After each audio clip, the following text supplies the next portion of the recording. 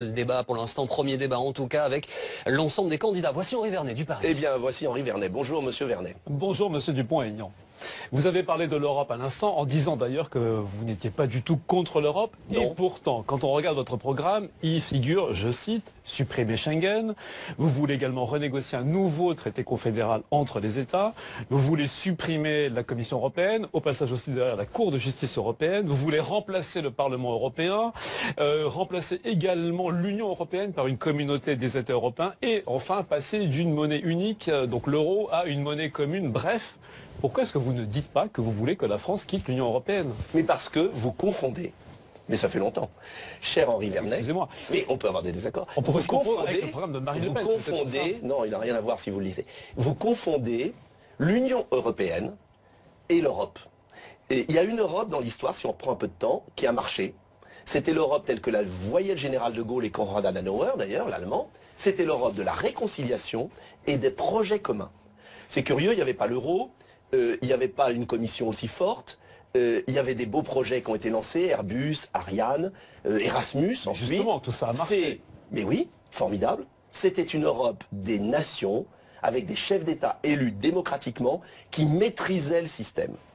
Cette Europe, elle a marché. Et puis après, on est passé à une Europe de bureaucrates financiarisés, qui ont pris le pouvoir et qui ont tout dérégulé, qui ont laissé la mondialisation la plus inhumaine rentrer sur le territoire européen. Et là, on a assisté à quoi? Dumping social et fiscal, casse des services publics, immigration massive, récession, chômage, misère. Et comme par hasard, tout cela n'est pas forcément attribuable à l'Europe uniquement. D'autres pays de l'Europe et de l'euro s'en sortent très bien. Sauf que cette Europe-là a été faite pour eux. Et comme par hasard, les mouvements anti-européens sont nés, les peuples ont voté contre. Et là, ce qui est surréaliste, et c'est ça qui est insupportable, c'est qu'au lieu d'entendre la protestation des peuples, au lieu d'essayer de se mettre autour de la table et de se dire, tiens, c'est curieux, mais c'est normal que des travailleurs détachés et des routiers qui ne payent pas les charges sociales et qui créent du chômage dans un pays, il y a des protestations. Est-ce qu'on ne devrait pas unifier les régimes sociaux? Tiens, c'est pas normal que le Luxembourg fasse des accords avec des multinationales à 0% d'impôts. On va corriger ça. Donc non, vous, président, non, qu'est-ce que rien vous faites? n'est corrigé. Vous allez à Bruxelles, vous renégociez tout. Comment Moi, vous serez suivi d'ailleurs? J'ai l'honnêteté d'avoir écrit un traité, je ne l'ai pas écrit tout seul, avec beaucoup de ceux qui m'accompagnent, un traité alternatif pour une nouvelle Europe, confédération des États européens et des projets communs. Il y a 28, enfin 27 non, maintenant. Vous allez voir. Il y aura un cadre commun à 28, qui sera 27. Minimum. Vous ramenez l'Angleterre? Minimum. Mais l'Angleterre reviendra peut-être d'ailleurs quand je serai là.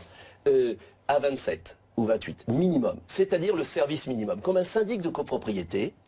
Le syndic de copropriété, c'est la commission de Bruxelles, je le change, je le vire. Fini le syndic de copropriété qui s'occupe de notre vie dans notre appartement. Dans notre appartement, on est chez nous, on est copropriétaire. Ça veut dire je récupère le contrôle des frontières, des lois, du budget. Je récupère. On est chez nous, Français, et on décide pour nous. En revanche, le nouveau syndic de copropriété, il va s'occuper de ce dont s'occupait pas le précédent. Les parties communes, des projets. Je prends un exemple. La conquête scientifique du XXIe siècle pour faire face à la Chine, aux États-Unis. C'est-à-dire des projets. Mais des projets qui n'ont pas fait depuis 20 ans. Rien. Ils n'ont pas sorti un projet, à part Galiléo tout juste. Donc, on va voir lutte contre le cancer, maladie d'Alzheimer, voitures propres, panneaux solaires énergétiques de demain, nanotechnologie, l'aide à l'Afrique pour fixer les populations. Parce que sinon, on ne va pas réussir à éviter l'immigration. Cette Europe, ce sera des projets, et pas 28. Et tout le monde a la même voix dans cette Europe, Nicolas Dupont-Aignan? Tout le monde a le même poids? Tout à fait, intergouvernementale, avec droit de veto sur toutes les décisions. Et on ne marchera qu'avec les pays qui volent à géométrie variable, à la carte. Je prends un exemple. La lutte contre le cancer, qui est le fléau de notre société. On a des nations, la France, l'Allemagne, qui ont une industrie pharmaceutique exceptionnelle. Parfois, on la laisse trop, d'ailleurs, faire ce qu'elle veut. Eh bien, on va créer un Airbus de la lutte contre le cancer, si je puis dire. C'est-à-dire qu'on va se fixer un objectif en 20 ans. Dans les 20 ans qui viennent, on va essayer d'éradiquer cette maladie qui brise les familles. Ça, je veux y arriver. Eh bien, ça, c'est l'Europe. Et vous verrez que le jour où on fera ça, eh bien, les Français, les Italiens, ils aimeront l'Europe. Ça n'a rien à voir avec le Frexit. Ça n'a rien à voir avec M. Asselineau qui veut partir. D'accord. C'est une renégociation. Alors justement, pour renégocier, il faudra que les partenaires soient d'accord avec vous. Ah mais je vais vous dire, alors là, je vais vous dire un truc très simple. Dites-moi un truc très simple. Très simple. C'est qu'ils sauront avec moi que s'il n'y a pas d'accord, on s'en va. Ah et bah on voilà, recréera on y une vient. autre Europe. D'accord. Avec ceux qui veulent. Et je D'accord, vais donc vous la dire, sortie n'est pas exclue. pas du tout, la sortie sera un levier, une menace, pour dire à nos partenaires, soit on reconstruit, soit nous on va reconstruire avec les autres. Et je vais vous dire, il y aura un espoir extraordinaire, comme en 1789, comme en 1848, dans les autres peuples, parce que les Italiens, ils en ont assez de cette Europe. D'accord. Ils votent. Même les Allemands en ont assez. Les Espagnols de Podemos, ils n'en peuvent plus.